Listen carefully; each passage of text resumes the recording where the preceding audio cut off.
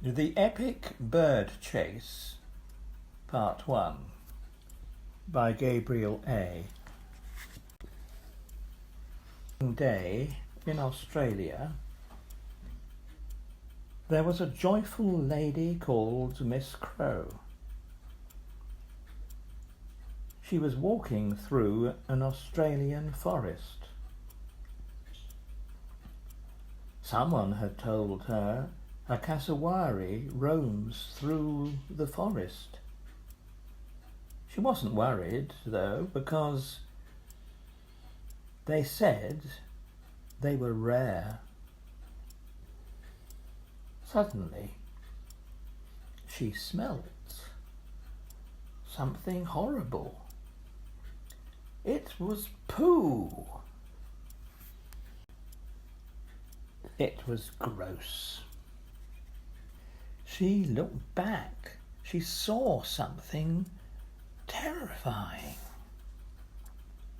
It was a cassowary.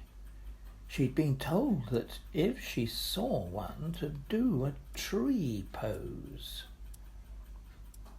Unluckily for her, the cassowary was not fooled by this trickery. What? What? What? What? What? It started running towards her. Miss Crowe was running for her life. Suddenly she felt fury cover her body.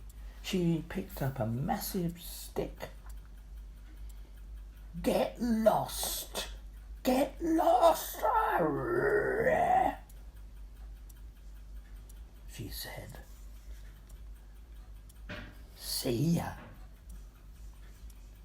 Get in. Get in." Back at the hotel.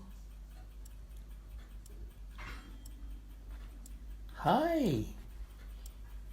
We've got lots of stories." To be continued.